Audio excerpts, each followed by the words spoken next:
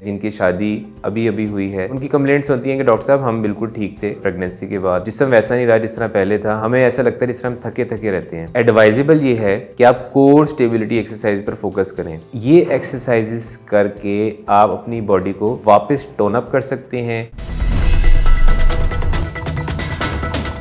बिस्मिल्लाहिर्रहमानिर्रहीम, अस्सलाम वालेकुम। मेरा नाम डॉक्टर मोहम्मद हाशिम है और मैं as a physiotherapist Riphah international university में काम कर रहा हूं और असिस्टेंट प्रोफेसर और क्लिनिकल हेड के तौर पर भी अपने सर्विसेज प्रोवाइड कर रहा हूं। आज की वीडियो मेरी उन तमाम ख़वातीन के लिए है जिनकी शादी अभी अभी हुई है या फिर उनके एक दो बच्चे हैं और उनको पूरे जिस्म में दर्द है, कमर में दर्द है, गर्दन में दर्द है, या फिर उनको ऐसा महसूस होता है कि उनका जो जिस्म है वो उनका साथ नहीं देता।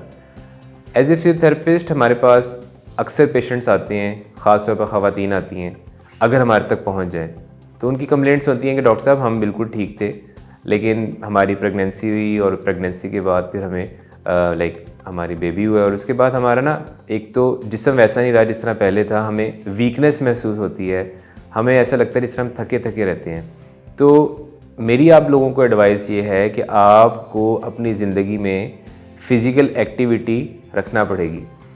एज ए फिजियोथेरेपिस्ट हमारे पास जो हमारी फ़ीमेल फिजियोथेरेपिस्ट होती हैं उसमें हमारी पूरी स्पेशलिटी है जिसको बोलते हैं पेल्विक फ्लोर फिजियोथेरेपी।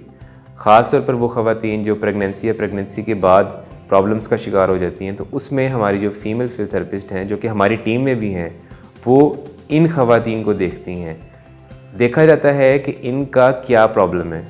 इनको पेट में मसल्स वीक हैं, इनको कोई प्रेगनेंसी के दौरान या प्रेगनेंसी के बाद कॉम्प्लिकेशन हुई थी, पेशेंट का वेट बहुत बढ़ गया है, पेशेंट की जो जॉइंट में स्टिफनेस आ गई है, उसके अलावा पेशेंट को क्या पता है कि किस तरीके से उसने रोज़मर्रा की एक्टिविटीज़ परफॉर्म करनी है। तो ये एक जो पेल्विक फ्लोर फिजियोथेरेपिस्ट होता है, जो फीमेल फिजियोथेरेपिस्ट होती है, वो इन चीज़ों को आइडेंटिफाई कर लेती है। उसके बाद पेशेंट को बताया जाता है कि आप किस तरीके से वर्जिशें करें, कौन कौन सी वर्जिशें करें जिससे आप बेहतर हो सकती हैं। कुछ टिप्स मैं देता जाऊंगा कि अगर आप भी इस प्रोसेस से गुजरे हैं कि अगर आपकी प्रेगनेंसी के सी सेक्शन हुआ है तो कम से कम आप 8 या 12 हफ्तों के बाद वर्जिशें स्टार्ट कर सकते हैं।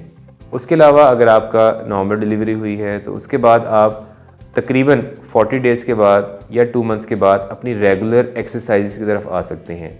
और अगर आप चाहते हैं कि आपको बताया जाए कि किस तरीके से आप वर्जिशें करना चाहते हैं तो हमसे रब्ता कर सकते हैं। लेकिन एडवाइजेबल ये है कि आप कोर स्टेबिलिटी एक्सरसाइज पर फोकस करें। सादा अल्फाज में कमर के मसल्स पे, पेट के मसल्स पे, हिप्स के मसल्स पे, लेग्स के मसल्स पे और बैक के मसल्स पे फोकस करें। इसमें चंद वर्जिशें होती हैं जिसको हम बोलते हैं कैट एंड काउ पोजीशन। उसके अलावा ब्रिजिंग जिसमें टांगे मोड़ के कमर उठाना होता है। उसके अलावा प्लैंक्स में हम उल्टा लेटते हैं, कोहनियों और पंजों के बल हम अपनी बॉडी को स्टेबल रखते हैं। उसके अलावा सिंगल लेग ब्रिजिंग एक्सरसाइज होती हैं। उसके अलावा स्क्वाट्स होते हैं, स्क्वाट्स में हम जिस तरह डंड पेलते हैं वो एक्सरसाइज होती हैं। तो ये एक्सरसाइजेस करके आप अपनी बॉडी को वापस टोन अप कर सकते हैं। और ये जो थकावट है इसकी रीज़न ये होती है कि आप खुराक उतनी नहीं ले रहे जितनी आपको लेनी चाहिए। तो उसके लिए भी आप हमसे रब्ता कर सकते हैं जिसमें हम आपको बता सकते हैं कि कितनी खुराक लेनी है और क्या क्या चीज़ें हैं जो आप हेल्दी फूड में अपनी लाइफ में शामिल कर सकते हैं। तो उम्मीद है आज की इस वीडियो में आप लोगों को मालूम हुआ होगा कि कितना ज़रूरी है कि प्रेगनेंसी के बाद आप एक पेल्विक फ्लोर फिजियोथेरेपिस्ट से रब्ता करें, कितना ज़रूरी है कि आप उतनी ही तवाना ज़िंदगी गुजारें जितनी आप पहले गुजारते थे। तो आई होप आज की इस वीडियो में आप उन टिप्स पर ज़रूर अमल करेंगे और अपनी ज़िंदगी के अंदर बेहतरी लाएंगे। उर्दू पॉइंट की नेक्स्ट वीडियो में इंशाल्लाह हम नेक्स्ट टॉपिक के साथ हाजिर होंगे। तब तक के लिए अल्लाह हाफिज़।